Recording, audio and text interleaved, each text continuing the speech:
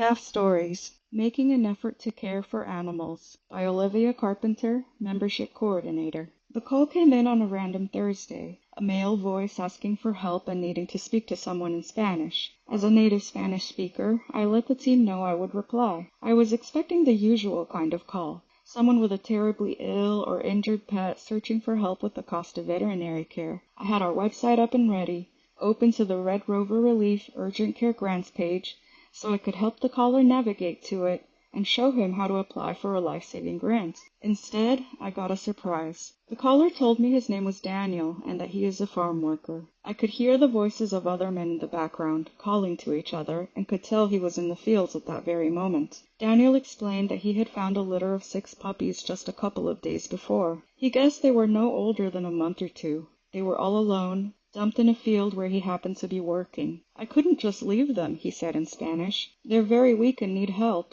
Can you tell me where I can take them? I asked him where he was so that I could look up local animal shelters. That day he was way up in Northern California, far from his hometown. It's common for farm workers to travel hundreds of miles for work, following seasonal picking opportunities. Trying to make it as easy as possible for him, I asked if a shelter just south of where he was would work, about a 15-minute drive away. He said he was willing to take them anywhere in a 30 to 60-mile radius. Worried he might be turned away, he asked me for the addresses and phone numbers of a few more facilities, just in case. I found 3 and advised him to call ahead before driving out to them. Some animal shelters charge a fee for surrendering a pet, but this was not Daniel's situation. I wanted to make sure he spoke to someone ahead of time to explain that he had found these fur babies, making it a true Good Samaritan case, and not an owner surrender. He thanked me for the advice and said he'd call ahead, then asked me if he could call me if he needed more help. I gave him the number and thanked him for helping the puppies and giving them a fighting chance at life in a forever home.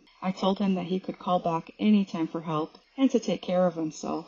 We hung up and that was that, but I couldn't get the call out of my head. While I worried for the 6 babies who had been left to starve alone in the fields for who knows how long before they were found, I was also filled with the deepest gratitude and appreciation for Daniel, who went well out of his way to help them. Love and respect for our animal friends transcends borders and ideologies. Gracias de nuevo, Daniel. Su llamada realmente me tocó el corazón. Thank you again, Daniel, wherever you are. Your call truly touched my heart.